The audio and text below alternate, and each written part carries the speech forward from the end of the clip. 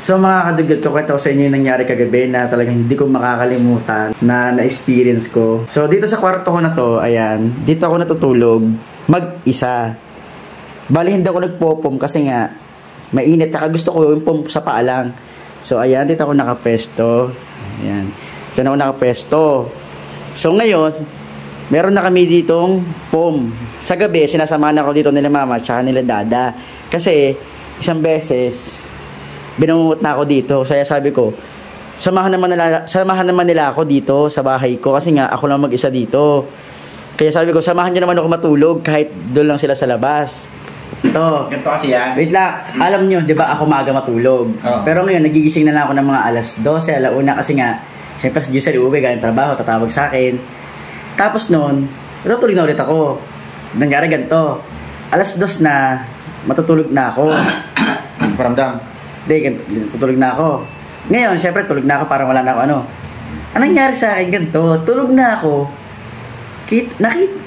Ganito, ang kita ko, meron akong katabing babae na mahaba ang buhok, pero hindi ko kita mukha. I-demo ko sa inyo, pakita ko. Ano kayo dito? Humiga kayo dito. Ikaw, higa ka dito. Hindi, ikaw ang humiga. Ikaw ang humiga. Para mapakita. Gusto ko lang mapakita, i-demo. Ikaw humiga. Tapos ikaw, binihiga na. Gusto ko lang. Hindi, tapos ikaw, yan, humiga ka dito. Higa mo na, dito ka humiga. Para mag-jowa, hindi talaga nakahiga sa tabi, sa dibdib nakahiga, nakaganyan. Yan, ganyan. Pero hindi ko kita mukha mo kasi long hair ka. So, syempre ako, isip ko, jowa ko, di ba? Tapos sabi ko, syempre tawagan namin, baby, sabi ko, be ayos na, sabi ko, be ayos na. Para sa sabi ko, ayos na ng higa. Ikaw, gawin mo sa kanya yung kunyari, ayos na ng higa. Yan, pero mas nakadikit na pa rin siya sa'yo, nakadikit. So, anong nangyari ganito? Di ganyan yung higa namin. Tapos na-realize ko, habang nangyayari yun, alam ko mag-isa lang ako dito sa kwarto, na-realize ko. Kaya ang ginawa ko, hindi mo na ako nakaramdam ng takot, no? Ang ginawa ko, dahan-dahan akong tumayo. Pero ang bigat ng pakiramdam ko. Tapos ganito nangyari, video mo ako. Yan. So, di nangyari ganito. Di dahan-dahan akong tumayo, ang bigat. Tapos, pero yung oras ganun pa rin, alas 2, yung ambience madilim. Tumayo ako, binubuksan ko. Pero, yung ilaw patay. Eh di ang nangyari ganito, lumabas ako. Alas 2 pa rin, oras alas 2 pa rin. Nakita ko sila mama dito, wala na, tsaka si dada. Siguro lumipat na ng kabila. Di pagkita ko sa kanila, yun, nagising ako, Sam. Nagising ako ulit, bumangon ako. Di pagbangon ko, anong ginawa ko? Siyempre akala ko tapos na yung panaginip, no? Bumangon ako. Nang ginawa ko, nagmadali akong lumabas. Yung oras ganun pa rin, alas 2. Madilim. Nagmadali akong lumabas. Tapos, nung nandito na ako, binubuksan ko na to kasi ito bahay nila mama. Ang nangyari, pagkabukas ko nun, dun ako nagising ulit, ng totoo. Nagising ako ng totoo. Dito na talaga ako bumangon. Tapos, yung pagbangon ko na, ayan, andyan na sila mama, tsaka sila dada, alas 3. Ba't daw ako nagising ng maaga? Yung sabi ko sa kanila. Ba't ako nagising ng maaga? Sabi ko, binangungot na naman ako. Ganito kasi, ang kwento ng bahay na to, nung araw. Hindi kasi sa akin na, ba't kasi ayaw ako samahan? Paano hindi ka sasamahan? Napakainit. Yun ang nangyari sa akin. Baga, kaya din natutulog sila mama at dada kasi nga binangungot na ako ng isang beses. Tapos kagabi, akala ko dahil may kasama na ako, hindi na. Iba pa rin yung kasama mo sa kwarto. Napakainit nga kasi dyan, kaya hindi na ako natutulog.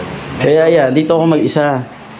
Wala lang kasi talagang hindi ko siya makalimutan kasi akala ko gising na ako. Kasi ang kwento ng kwarto na yan, kwento ng bahay na to, itong kwarto na to, noon, mini-medium to. Kasi syempre napa-blessing ko na eh. Kala ko wala na yung ganun. Kasi ito, dating bodega. Hindi man dating bodega, dating kwarto. Oo, alam ko yun. Ngayon, meron daw, mini-medium to, meron ditong isang babae na nagbabantay dito. Ang kwento, ang sabi nung nagbi-medium, merong nasa ilalim niya na iniingatan. Hindi nga alam kung ano kasi ayaw ipahukay ng babae. Hindi, syempre, ang ano ko, napa-blessing ko na to eh. Hindi, kahit mo sa pa-blessing. Hindi ngayon, ang mangyayari na lang. Kung mas na ako nasasabi. Hindi, nangyayari lang naman kasi siya pag madaling araw na. Syempre, nagising madaling araw, iihi. Doon nangyayari, pero pag straight ng gabi, hindi naman. ang gagawin ko, magbubusan ako ng ilaw kasi ako hindi talaga nakakatulog pag may ilaw. Hindi kasi ano sa'yo eh. Una, pagpatay ang ilaw kasi, lagi kasi ito gusto. Napapansin niya, gusto ko lagi may ilaw pag natutulog ako. Ngayon, naiintindihan mo na bakit gusto ko lagi may ilaw. Ayaw na ayaw. Kasi ganito, minsan pag wala... Hindi nga ako nakakatulog na may ilaw. Hindi, pangit din kasi yun eh. Lalo kang babangungutin kaysa naman matulog ka habang buhay. Ako may ilaw. So? Hindi, ganito kasi yun. Ako, alam ni Bay, alam na mga yan, na pag alam kong madilim at nararamdaman ko, nagbubukas ako ng ilaw, alam nila yan.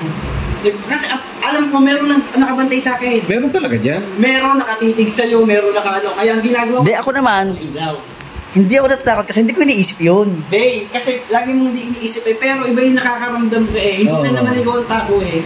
Kasi minsan iniisip mo, dapat isipin mo din yung mas makakaganda sa'yo. Kasi kapag patay ang ilaw, sila malakas. May sobrang dilim mismo. Sobrang lakas nila.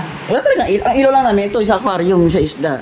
Pero lahat to patay. Eh, syempre ako na may ilaw. Dyan, ako natutulog dito, bukas yan, tapos bukas pa dito. Kasi dito, ang daming. Ako bukas yung ano, Napakadaming sa kusina. nakapaligid dyan sa'yo, nakabantay sila.